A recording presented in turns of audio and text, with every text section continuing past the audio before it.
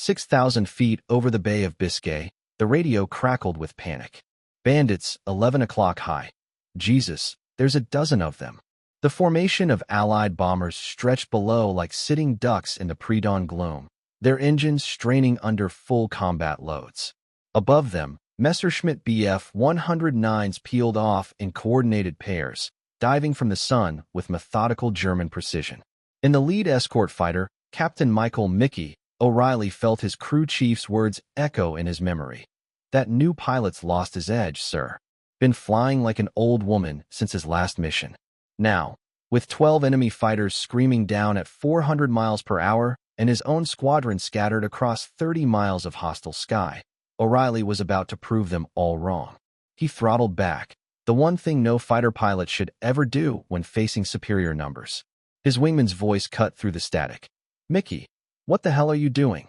O'Reilly didn't answer. He had 8 seconds to execute a maneuver that existed nowhere in the tactical manual, one that would either save 37 bombers or get him court-martialed, if he lived long enough for the trial. If you're enjoying this deep dive into the story, hit the subscribe button and let us know in the comments from where in the world you are watching from today. May 27th, 1944. Dawn over the English Channel arrives gray and cold, tasting of salt spray and aviation fuel. At Debden Airfield, the 353rd Fighter Group completes final preparations for Operation Chattanooga Choo Choo, a maximum-range bomber escort mission deep into occupied France. The target, aircraft manufacturing plants at Saint-Nazaire. The distance, 420 miles each way. The margin for error, none. The pre-dawn briefing room smells of coffee, cigarette smoke, and the particular tension that accumulates when young men discuss their probable deaths in clinical terms. Weather officer reports, scattered clouds at 8,000 feet, visibility 5 miles, winds from the southwest at 15 knots.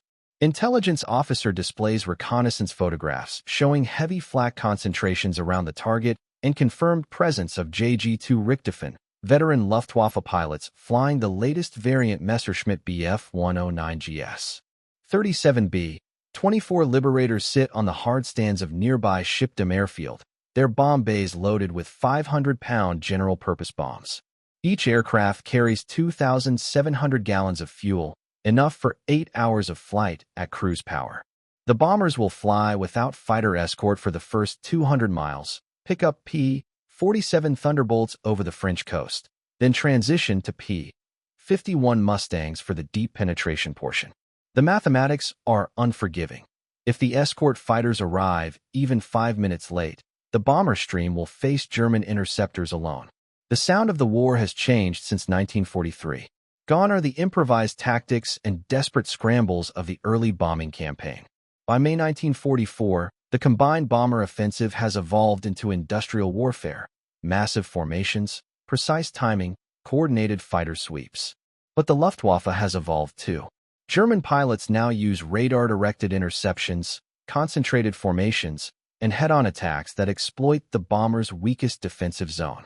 Loss rates have stabilized around 6%, but that translates to 2 aircraft and 20 airmen per mission. The mathematics of attrition grind forward with mechanical inevitability. Captain Michael Joseph O'Reilly did not fit the stereotype of a fighter pilot. He was 26 years old, ancient by squadron standards, with wire-rimmed glasses that fogged in humidity and a quiet manner that some mistook for timidity.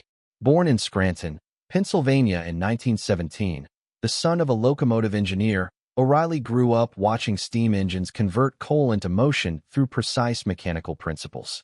His father taught him that every machine had an optimal operating envelope. Push too hard and components failed. Operate too conservatively and efficiency suffered.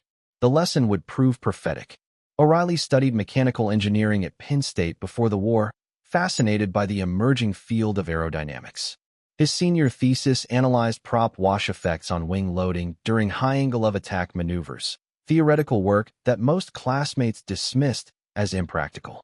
He graduated in 1940, worked briefly for Republic Aviation on P-47 development, then enlisted after Pearl Harbor. His engineering background accelerated his progression through flight training. Where other cadets learned procedures by rote, O'Reilly understood the physics behind each maneuver. Primary training in Stearman biplanes revealed his natural feel for aircraft control. His instructor noted, "Student demonstrates exceptional situational awareness and energy management. Tendency to overthink tactical situations, but raw flying ability is superior." Advanced training in P-40 Warhawks confirmed the assessment. O'Reilly flew with mathematical precision, converting altitude to airspeed and back with minimal waste. He scored high in gunnery, excellent in formation flying, and mediocre in mock dogfights. His instructors concluded he would make a competent bomber escort pilot, steady, reliable, unlikely to break formation chasing individual targets. The assessment was correct, but incomplete. O'Reilly's engineering background had taught him to see aerial combat as applied physics, energy states, closure rates, turn radii, load factors.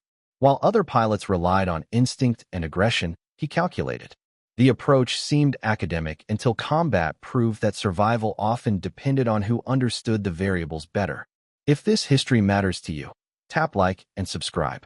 O'Reilly arrived at Debden in March 1944 and was assigned to the 351st Fighter Squadron, known as the Yellow Jackets. His first combat mission was a fighter sweep over northern France, 12 P-51 Mustangs hunting for German fighters near the Channel coast. The flight encountered no enemy aircraft, but O'Reilly's squadron mates noted his radio discipline, his precise formation flying, and his habit of constantly scanning the sky. He flew like a man who expected trouble. Trouble came on his fourth mission. During bomber escort duty over Belgium, the squadron engaged a formation of Focke-Wulf 190s attempting to penetrate the escort screen. O'Reilly fired on a 190 that had overshot its attack run, scoring hits on the wing root and engine cowling. The German fighter trailed smoke, but did not go down. O'Reilly followed standard doctrine. He did not pursue, instead returning to the bomber formation. His squadron commander praised his discipline, good judgment. Protecting the heavies is the mission, not running up scores. But O'Reilly had observed something during the engagement. The 190 had broken off its attack not because of battle damage, but because O'Reilly's presence forced the German pilot to divide his attention between the bombers and the defending fighter. The 190 had ammunition, altitude, and speed advantage, but abandoned a perfect firing solution rather than risk a head-on engagement. The observation filed itself away in O'Reilly's mental database. Defensive positioning was not just about firepower, but about disrupting enemy decision-making. By spring 1944, the Luftwaffe had refined bomber interception into a lethal science. German fighter tactics emphasized mass concentration of firepower delivered in minimum time. The standard approach was the company front attack, multiple fighters approaching from 12 o'clock high, slightly above bomber formation altitude, at speeds exceeding 350 miles per hour. Each German fighter had approximately 3 seconds to aim, fire, and break away before risking collision. The closure rate was too high for bomber gunners to track effectively, and the attack vector exploited the blind spot created by the nose and cockpit structure. Luftwaffe pilots trained specifically for head-on attacks against American heavy bombers. They studied bomber defensive armament, noted the gap in forward firepower, and developed techniques to exploit it. The ideal attack profile was a shallow dive from 1,000 feet above, approaching at a 10-degree angle off the bomber's nose.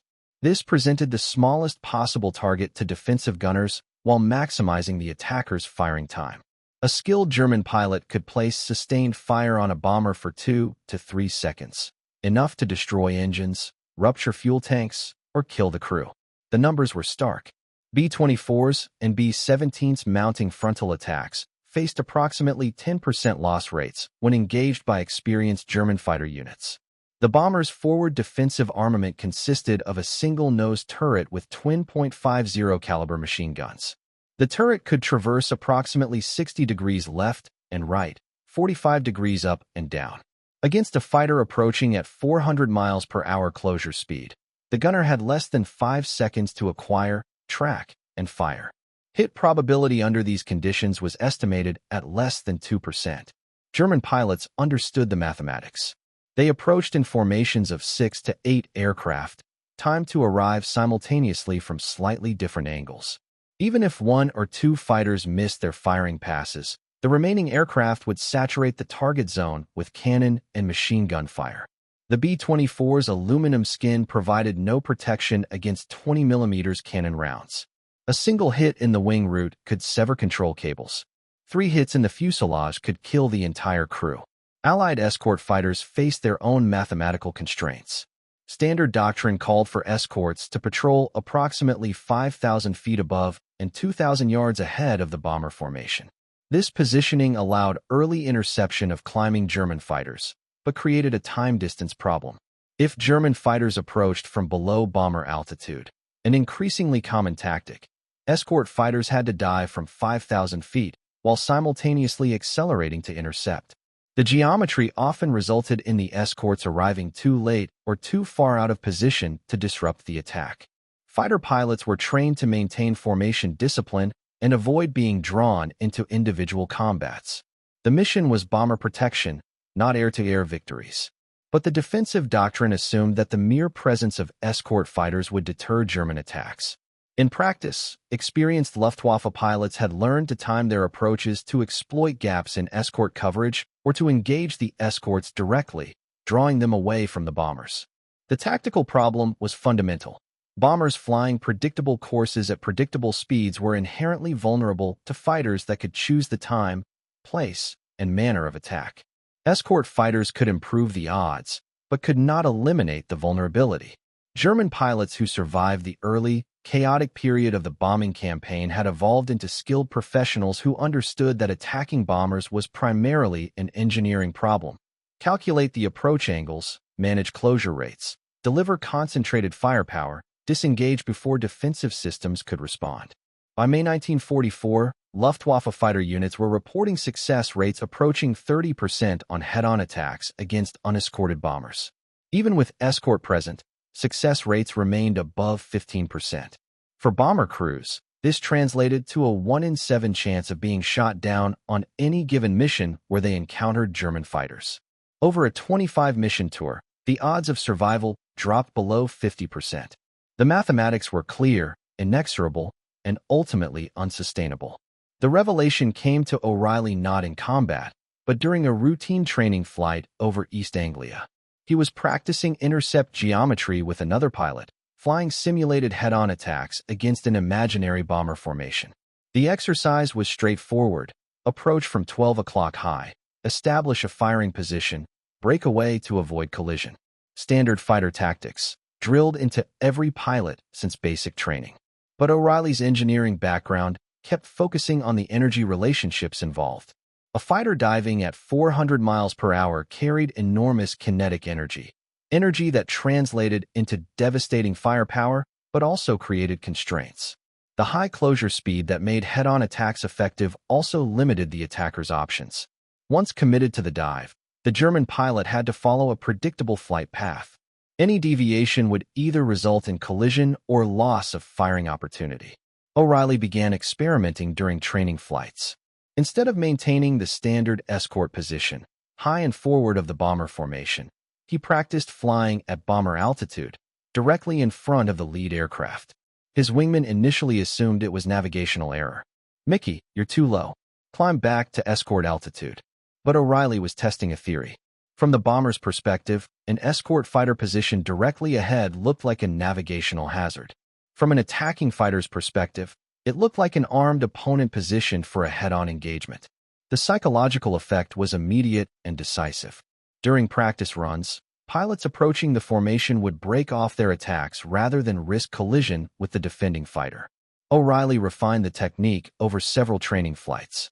The optimal position was approximately 200 yards ahead of the lead bomber, at the same altitude, flying the same heading and speed.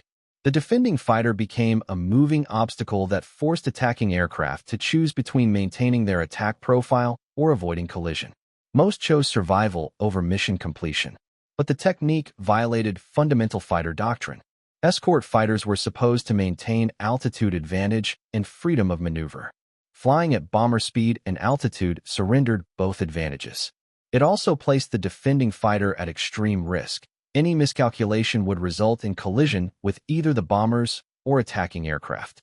When O'Reilly mentioned the technique to his flight leader, the response was immediate and negative. That's suicide, Mickey. You put yourself in front of a formation doing 200 knots, you're going to get run over. And if German fighters bounce you while you're locked into bomber speed and altitude, you're a sitting duck. The flight leader's concerns were legitimate and grounded in established tactical theory. Fighters survived by maintaining speed, altitude, and maneuverability. O'Reilly's technique sacrificed all three. O'Reilly continued testing the concept during training flights, but kept his observations private. The theory was sound, but the execution required split-second timing and absolute situational awareness. More critically, it required a fighter pilot to accept enormous personal risk in order to shield the bombers. Most pilots, understandably, preferred tactics that maximized their own survival chances. The innovation remained theoretical until the morning of May 27, 1944, when circumstances forced O'Reilly to test it under combat conditions. He had less than 10 seconds to decide whether to follow doctrine or trust physics. Operation Chattanooga Choo-Choo launched at 0547 hours. 37B, 24 liberators from the 446th Bombardment Group lifted off from Bungay, formed up in three-box formations, and set course for the channel. The bombers climbed to 22,000 feet, high enough to clear most flak, low enough to maintain formation integrity. Each aircraft carried 8,800 pounds of high-explosive bombs destined for aircraft assembly plants in occupied France. O'Reilly's P-51 Mustang, serial number 44 to 13,926, call sign Yellow Jacket Lead, carried 489 rounds of .50 caliber ammunition and sufficient fuel for 4.2 hours of flight. His flight consisted of 4 aircraft, himself as flight leader, Lieutenant Robert Skip Henderson as wingman, and 2 additional Mustangs flown by pilots with less than 6 months combat experience. The mathematics of replacement meant that veteran pilots increasingly led flights of novices. Experienced men were either promoted, transferred, or dead. The mission profile called for rendezvous with the bomber stream over the Normandy coast at 0645 hours. Weather reconnaissance reported scattered clouds at 8,000 feet, visibility 8 miles, winds from the southwest at 20 knots. German radar stations were tracking the bomber formation from takeoff, meaning Luftwaffe fighters would have advance notice and optimal positioning. Intelligence estimated 24 German fighters available for interception, primarily Bf 109GS from JG-2 Richthofen and JG-26 Schlager. The bomber stream crossed the channel without incident. Navigation was precise, formation discipline maintained, radio chatter minimal. At 0641 hours, the lead bombardier reported landfall over Normandy. At 0643 hours, German radar sites began transmitting intercept vectors to fighter squadrons stationed at Kreil and Evreux. The trap was set with Teutonic precision. O'Reilly's flight reached the rendezvous point at 0646 hours, 1 minute late due to headwinds over the channel. The bomber formation stretched across 5 miles of sky, 37 aircraft and 9 3-plane Vs, each V separated by 500 yards altitude and 1,000 yards horizontal distance. The formation was tactically sound but offered multiple attack vectors for determined interceptors. At 0649 hours, the first German fighters appeared. They materialized out of the morning haze like a manifestation of geometric precision, 12 Bf 109GS climbing at military power in 3 4-plane flights. The German formation was textbook perfect, lead flight high and slightly ahead, second flight offset to starboard, third flight climbing from port quarter. Each flight would attack from a different vector, saturating the bomber formation's defensive capabilities. O'Reilly keyed his radio. Yellow Jacket flight, Bandits 12 o'clock high, 12 plus, climbing to intercept. His wingman acknowledged. The 2 novice pilots in his flight acknowledged with voices tight with adrenaline. O'Reilly scanned the sky for additional escort flights. Empty. Radio chatter indicated other escort fighters were engaging German formations 40 miles to the east. O'Reilly's flight was alone with 37 bombers and 12 German fighters who knew exactly what they were doing. The tactical situation was clear and hopeless. 4 American fighters against 12 Germans, the enemy holding altitude and position advantage. Standard doctrine called for the escorts to climb and engage, trading altitude for speed while attempting to disrupt the German attack formations. But O'Reilly calculated the geometry and timing. His flight could engage perhaps 4 of the 12 Germans. The remaining 8 would have clear runs at the bombers. At 0651 hours, the lead German flight rolled inverted and dove toward the bomber formation. O'Reilly had perhaps 20 seconds before the first fighters reached firing range. He could follow doctrine, climb to engage and accept that 2/3 of the German force would reach the bombers uncontested. Or he could test his theory under conditions that would prove it correct or fatal. O'Reilly shoved his throttle to the stops and dove toward the lead bomber formation. Yellow Jacket flight, follow my lead. We're going downstairs. Henderson's voice crackled over the radio. Mickey, they're above us. You're going the wrong way. But O'Reilly was already committed. He had calculated the intercept angles and timing. Physics would determine the outcome. O'Reilly's Mustang reached the bomber formation with 6 seconds to spare. He throttled back to match the B-24's cruise speed of 190 miles per hour and positioned himself directly ahead of the lead aircraft, separated by approximately 150 yards.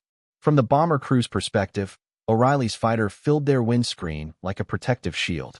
From the German fighter's perspective, he was an armed opponent positioned for a head-on engagement at combined closure speeds exceeding 600 miles per hour.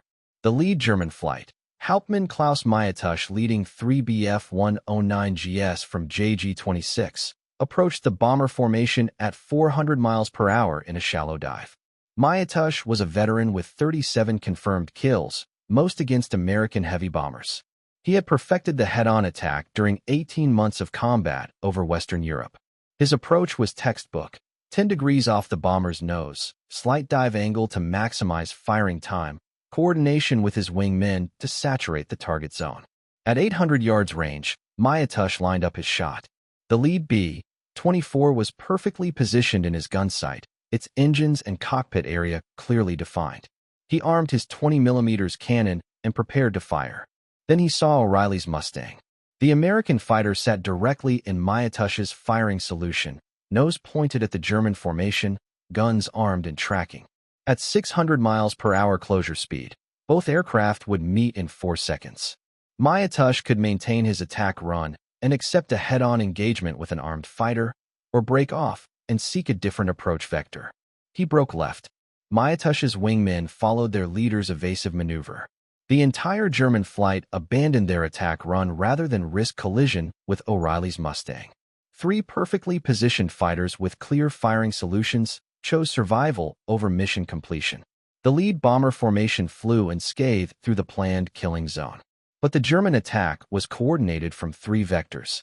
As Mayatusch's flight broke left, the second German flight, for Bf-109GS approaching from starboard, maintained their attack profile. Their leader, Oberleutnant Heinrich Bartel, saw O'Reilly's maneuver and adjusted. If the American wanted to position himself as a shield, Bartel would go through him. O'Reilly saw the second flight's approach in his peripheral vision.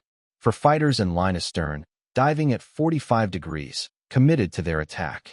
O'Reilly had 3 seconds to decide: maintain position and accept a 4-against-1 engagement, or abandon the bomber formation and revert to standard fighter tactics. He made a calculation that violated every principle of fighter combat doctrine. He stayed. O'Reilly rolled his Mustang left to meet the German attack head-on. At 500 yards range, he opened fire. His 6.50 caliber machine guns hammered out 100 rounds per second, creating a cone of fire directly in the path of Bartel's flight. The lead German fighter fired simultaneously, 20mm cannon rounds and 7.92 mm machine gun bullets crossing O'Reilly's fire stream in a deadly geometric intersection. Bartel's first shots missed, passing just below O'Reilly's wing. O'Reilly's burst struck the German fighter's engine cowling and wing root. Metal fragments exploded from the Bf-109's airframe. Smoke poured from the engine compartment.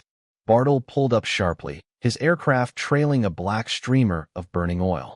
Bartel's wingmen scattered rather than pressed their attack through the American fighter's fire.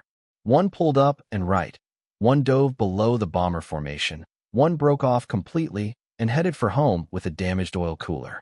In 12 seconds of combat, O'Reilly had disrupted the carefully coordinated attack of 4 German fighters. If you find this story engaging, please take a moment to subscribe and enable notifications. It helps us continue producing in-depth content like this. The third German flight, led by Lieutenant Friedrich Unger, approached from port quarter at lower altitude.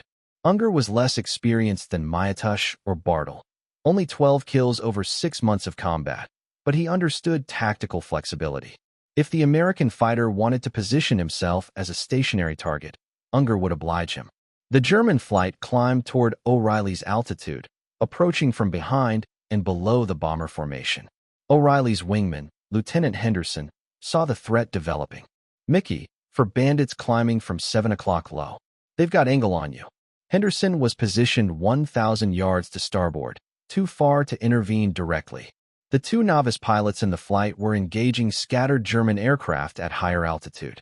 O'Reilly was alone with the bomber formation, facing 4 fighters approaching from his most vulnerable quarter.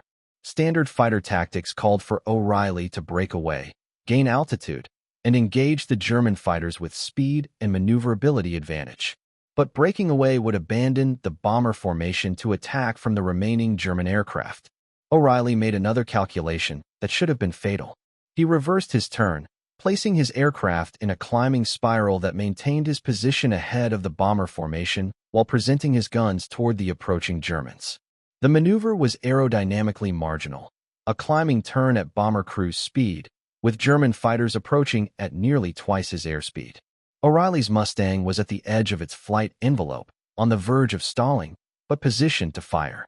Unger's flight closed to 400 yards before O'Reilly opened fire. The range was extreme for aerial gunnery, but O'Reilly was not aiming for kills. He was aiming for disruption. His fire stream carved across the German formation's approach path, forcing the fighters to evade rather than maintain their attack profile. The psychological effect was immediate. German pilots were trained to attack bombers, large, predictable targets with limited defensive capability. They were not trained to engage in head-on duels with single-engine fighters while maintaining bomber attack formations. Unger's flight scattered rather than pressed their attack through effective defensive fire. For 30 minutes, O'Reilly maintained his position ahead of the bomber formation, engaging every German attack with the same technique. Position himself between the attackers and their targets. Force approaching fighters to choose between pressing their attack through defensive fire or breaking off to seek alternative approaches. Accept enormous personal risk to shield the bombers. The German pilots, individually skilled and tactically sound, found themselves psychologically disrupted by an opponent who refused to follow established fighter combat doctrine. They were prepared to engage retreating fighters, pursuing bombers, or scattered formations. They were not prepared to engage a fighter that positioned itself as a mobile shield and accepted repeated head-on engagements. At 0721 hours, the German attacks ceased. Not because the fighters were destroyed. O'Reilly had scored hits on 3 aircraft, but no confirmed kills, but because the psychological cost of pressing attacks through sustained defensive fire exceeded the value of bomber targets. Experienced German pilots understood that survival required choosing battles carefully. O'Reilly had made this particular battle too expensive. The bomber formation reached the target area at St. Nazaire without losing a single aircraft. 37 B-24s dropped 324,600 pounds of high explosive on German aircraft assembly plants, destroying an estimated 60% of the facility's production capability. The mission was rated a complete tactical success by 8th Air Force Headquarters. O'Reilly's fuel gauge showed 47 gallons remaining, enough for 18 minutes of flight. The English coast was 32 minutes away at cruise power. He leaned the mixture as far as possible, reduced throttle to minimum cruise setting, and began a shallow descent toward the channel. His engine ran rough from combat stress and fuel contamination. His airframe showed 14 bullet holes from German machine gun fire. His hands shook from adrenaline depletion. Lieutenant Henderson formed up on O'Reilly's wing for the return flight. "Mickey, that was the craziest thing I've ever seen. Flying right into their guns like that. I thought you'd lost your nerve until you started shooting." Henderson's comment reflected the standard interpretation of O'Reilly's maneuver, not tactical innovation but individual heroics. The distinction would prove important. O'Reilly landed at Debden with 5 gallons of fuel remaining. Ground crew counted the bullet holes and marveled at the minimal damage. Looks like somebody was shooting at you from point-blank range, Captain. Lucky they missed anything vital. O'Reilly nodded but did not elaborate. He filed a brief combat report noting enemy aircraft engaged, ammunition expended, and damage sustained. He made no mention of tactical innovations or doctrinal violations. The bomber crews told a different story. When the B-24s landed at their home base at Bungai, air crews described the lone P-51 that had positioned itself directly ahead of their formation and engaged multiple German fighters in head-on combat. The gunners estimated that O'Reilly had prevented at least 6 separate attack runs that would have resulted in bomber losses. Ball Turret Gunner Staff Sergeant James Morrison wrote in his diary, P-51 pilot today saved our bacon. Flew right into their formation and made them break off. Craziest thing I ever seen, but it worked. Word of O'Reilly's tactics reached 8th Air Force Fighter Command within 48 hours. Colonel Donald Blakesley, commanding officer of the 4th Fighter Group, requested a detailed debriefing. O'Reilly was flown to Debden's group headquarters and questioned by intelligence officers, tactical analysts, and experienced fighter pilots. The initial reaction was skeptical. You positioned yourself directly ahead of the bomber formation, at the same altitude and airspeed. O'Reilly confirmed the details. And you engaged attacking fighters head-on rather than using standard intercept techniques? Again, O'Reilly confirmed. Colonel Blakesley frowned. Captain, that violates every principle of fighter escort doctrine. You surrendered every advantage, altitude, speed, maneuverability, to position yourself as a stationary target.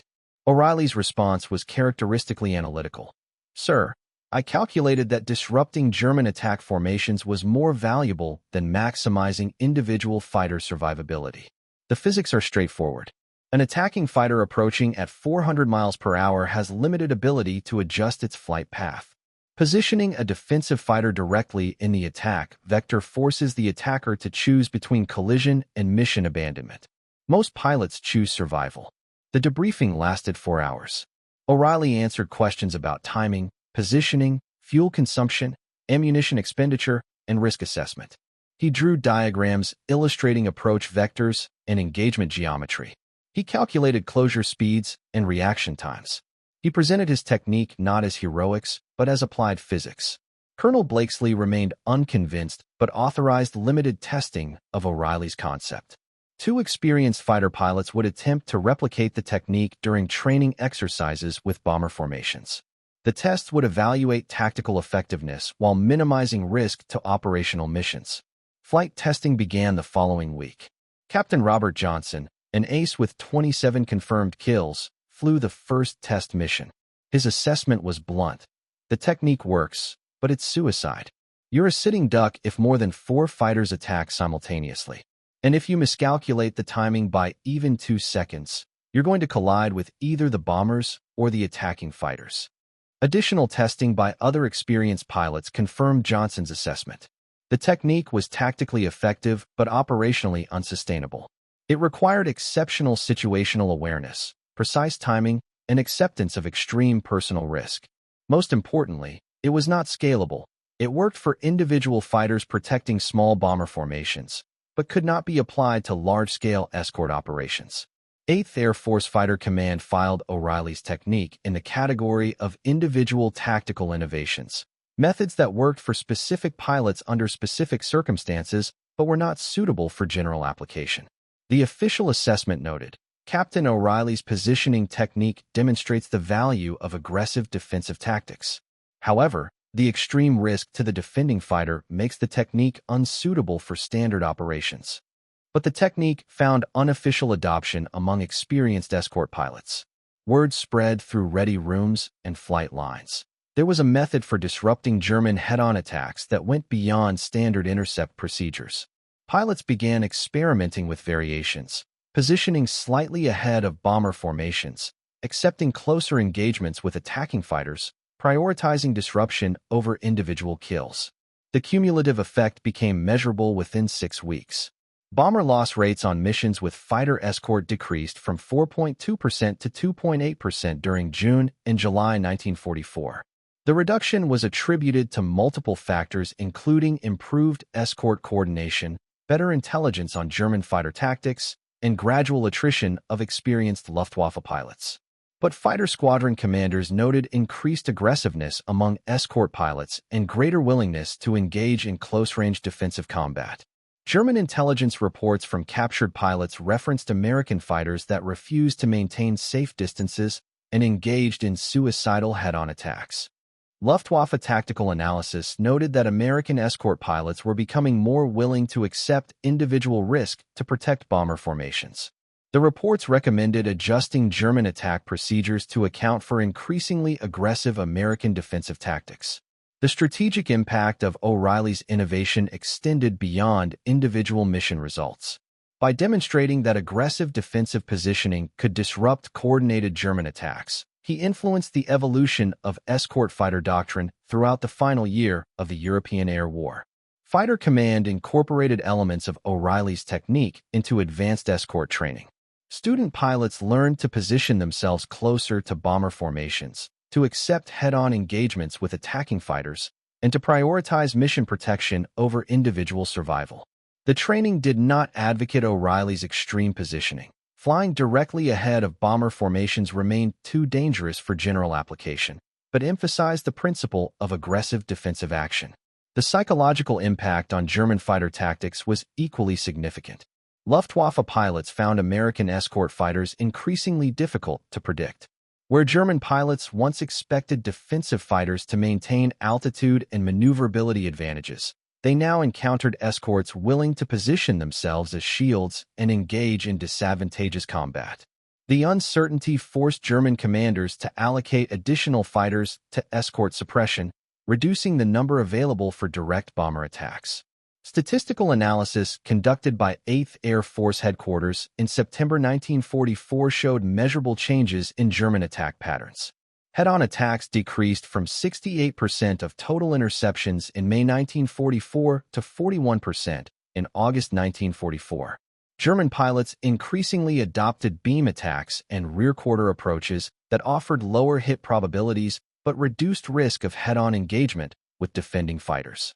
The shift in tactics contributed to overall reduction in bomber loss rates during the final year of the war. Multiple factors influenced this improvement, including increased escort fighter range, better radar coverage, improved formation tactics, and declining German fighter strength. But tactical innovation like O'Reilly's technique played a measurable role in making American daylight bombing operations sustainable. Post-war analysis by the Air Force Historical Division noted that individual tactical innovations by experienced pilots often had strategic impact disproportionate to their immediate tactical results. O'Reilly's technique was cited as an example of how understanding enemy psychology could be as important as understanding enemy capabilities. German pilots were technically proficient and tactically skilled, but they were also human beings subject to psychological stress. Tactics that increased that stress while reducing tactical options proved strategically valuable. Captain Michael O'Reilly flew 47 combat missions between March and September 1944. He was credited with 7 confirmed aerial victories and numerous probables. His official record was modest compared to high-scoring aces, but his tactical influence was significant. Squadron commanders requested O'Reilly as flight leader for maximum-risk escort missions. His technique for disrupting German attacks became known throughout the 353rd Fighter Group as Mickey's Roadblock. O'Reilly's final combat mission was flown on September 15, 1944, escort duty for bombers attacking synthetic oil facilities in central Germany. German fighter opposition was light due to fuel shortages and pilot losses. O'Reilly's flight encountered no enemy aircraft. He landed at Debden with 2,847 combat hours logged and a recommendation for promotion to major. The promotion never came. O'Reilly was transferred to the United States in October 1944 and assigned to test pilot duties at Wright Field, Ohio. His engineering background and combat experience made him valuable for evaluating next-generation fighter aircraft. He spent the final months of the war testing P-80 shooting stars and providing tactical input on jet fighter development. O'Reilly remained in the Air Force after the war, serving in various staff and test pilot assignments. He participated in early jet fighter programs, contributed to development of air-to-air missile systems, and helped establish the Air Force Test Pilot School. He retired as a colonel in 1965 after 23 years of service. His post-military career was quiet and productive. He worked for Boeing as an aerodynamics consultant, contributed to commercial aircraft development, and taught engineering at the University of Washington. He married in 1946, raised 3 children, and lived a conventional suburban life. He rarely spoke about his combat experiences and never sought publicity for his tactical innovations. O'Reilly died of heart failure in 1987 at age 70. His obituary in the Seattle Times mentioned his wartime service and engineering career, but made no reference to his tactical innovations or combat record. His family donated his papers to the Air Force Historical Research Agency, where they remain available to researchers studying fighter tactics and individual innovation in warfare. A single paragraph in the official history of the 353rd Fighter Group mentions O'Reilly's technique. Captain Michael O'Reilly developed aggressive positioning tactics that influenced escort doctrine during the final year of European combat operations. His willingness to accept individual risk for mission success exemplified the fighting spirit of American fighter pilots. The description is accurate but understated. It captures the technique but not the innovation. It records the results but not the thinking that made them possible. O'Reilly's contribution to aerial warfare was not a weapon or a technology.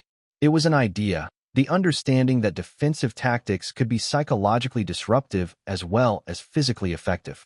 He demonstrated that fighter pilots could influence enemy behavior through positioning and presence as well as through firepower. The concept seems obvious in retrospect, but it required combat conditions to reveal its validity. The technique he developed worked because it exploited a gap between German tactical training and psychological preparation. Luftwaffe pilots were trained to attack bombers, large, predictable targets with limited defensive capability. They were not prepared to engage fighters that positioned themselves as shields and accepted disadvantageous combat. The psychological stress of repeated head-on engagements eventually outweighed the tactical advantage of bomber attacks. Modern air combat doctrine incorporates O'Reilly's fundamental insight that fighter effectiveness depends not only on individual aircraft performance, but on the pilot's willingness to occupy dangerous airspace when mission requirements demand it.